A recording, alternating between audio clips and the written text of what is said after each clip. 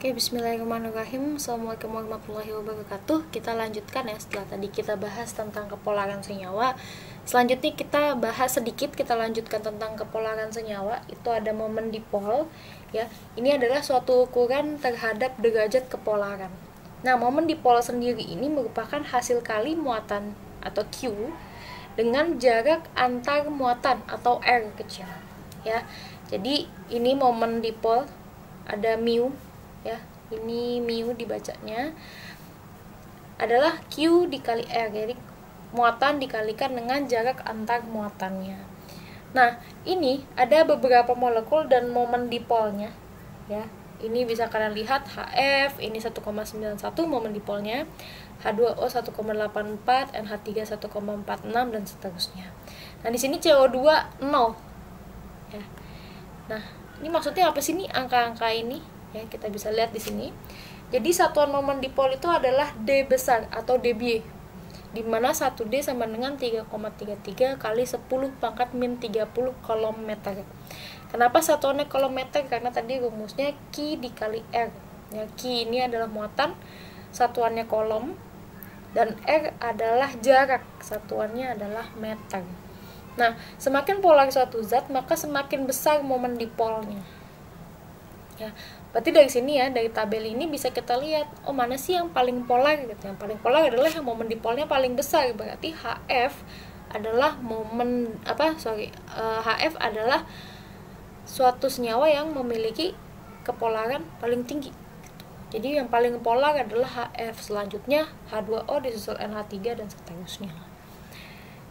Ya, ini seperti ini ketika momen dipol ya. Ini momen dipol maksudnya di sini ada suatu tanda panah ya. Tanda panah ini menunjukkan arah elektron ya. Elektronnya kemana sih, lebih terikat kemana, elektronnya lebih tertarik kemana tuh. Nah, ini baik di HCl ya. Kalau HCl ini elektronnya lebih banyak berkumpul di Cl karena Cl memiliki elektronegatifan lebih besar. Sedangkan ketika di ClF ya, ini momen dipolnya ke arah F. Kenapa ke arah F? Karena F memiliki elektronegatifan yang lebih besar daripada Cl. Oke, itu tentang momen dipol. Selanjutnya kita akan bahas tentang gaya antar molekul ya. Di sini ada dua bahasan besar ya. Ada gaya-gaya van der Waals dan ikatan hidrogen. Nah, ini gaya antar molekul yang banyak akan dibahas gitu. Sebenarnya kalau saya lebih mau kalian fokus di ikatan hidrogen karena nanti kedepannya lebih banyak ikatan hidrogen yang dibahas gitu. Cuman gaya van der Waals ini karena banyak jenisnya, penjelasannya akan lebih panjang. Oke, ini gaya van der Waals ya. Ini adalah gaya-gaya antar molekul secara kolektif. Nah, ini berbeda antara molekul polar dan non-polar. Kalau di molekul polar itu ada dua gaya, gaya dipol-dipol dan gaya London. Sedangkan kalau di molekul non-polar itu hanya ada gaya London aja. Nah, ini juga kalian perlu silahkan dicatat ya, perbedaannya nih antara molekul polar dengan molekul non-polar. Ketika ada gaya dipol-dipol, berarti otomatis molekulnya adalah molekul polar. Tuh. Oke nih, kita lihat ya. Ini gaya London. Ini ada dua gaya, sebenarnya gaya dipol sesaat dan dipol terimbas. Ini terjadi dalam molekul-molekul non-polar ya. Jadi ketika elektron bergerak di dalam orbital, terjadi perpindahan elektron yang menyebabkan suatu molekul non-polar menjadi polar sesaat. Ya, jadi kan tadi yang menyebabkan suatu zat atau suatu molekul itu bersifat polar atau non-polar adalah pergerakan elektron. Ketika ada kecenderungan elektron lebih ke arah suatu atom, itu terjadi polarisasi atau mengkutupan gitu. Nah, bisa juga terjadi dalam zat yang non-polar ketika ada elektron yang bergerak di dalam orbital, sehingga menjadi polar sesaat. Nah, ini namanya adalah dipol sesaat. Dipol itu maksudnya dipolar ya. Ada dua kutub. Tuh. Nah, ini gambarnya nih, yang bola ini adalah zat yang non-polar, tidak ada pengkutupan. Lalu ketika terjadi polarisasi, ini jadinya ada dua. Masih ingat ini ya, delta negatif dan delta positif, atau muatan parsial negatif dan muatan parsial positif. Ini sesaat aja tapi. Nah, lalu kalau di proses saat itu mengimbas ke molekul lainnya, molekul lain itu juga bisa mengalami polarisasi. Nah, ini namanya adalah dipol terimbas. Misalnya ada satu molekul dia mengimbas nih, tetangganya bisa kena juga, jadi terpolarisasi juga. Nah, ini adalah merupakan kemampuan suatu molekul untuk membentuk dipol sesaat atau mengimbas suatu dipol. Ini namanya polarisabilitas. Apakah suatu molekul itu bisa mengimbas molekul yang lain?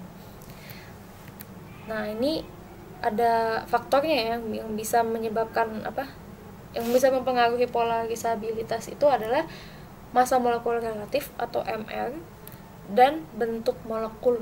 Jadi massa molekul relatifnya, besar molekulnya ya, dan bentuk molekul itu juga berpengaruh apakah suatu molekul bisa mengimbas molekul lain yang menjadi satu dipol atau tidak.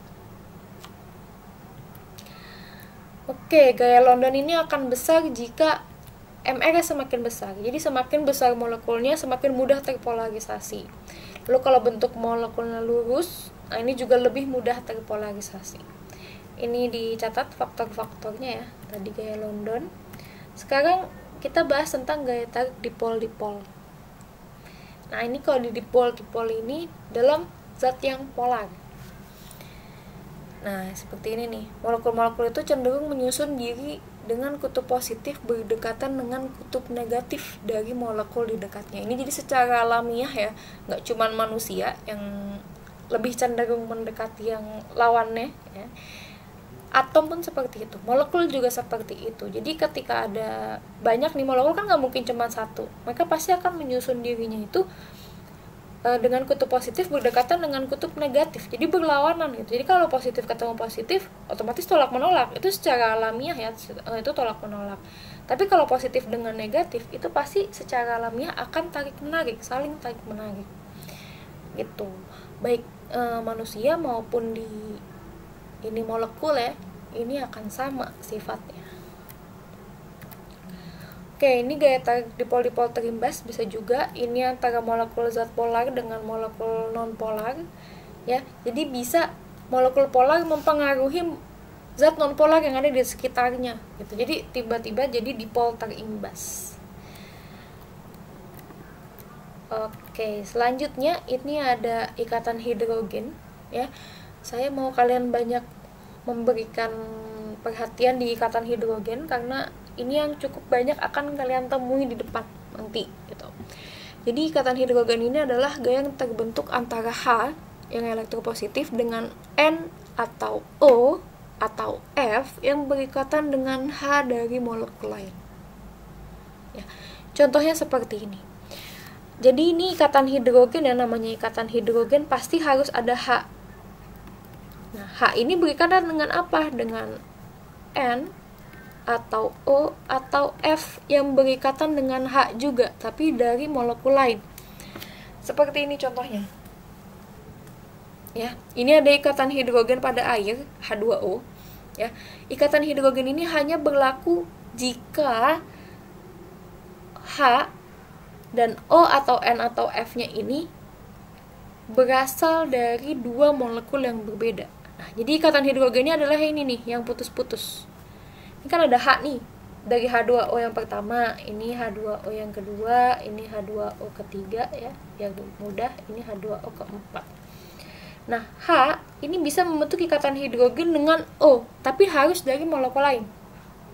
Ya, O-nya ini juga harus terikat dengan H lagi, dari molekul lain itu. Ini adalah ikatan hidrogen. Atau bisa juga antara H2O ya.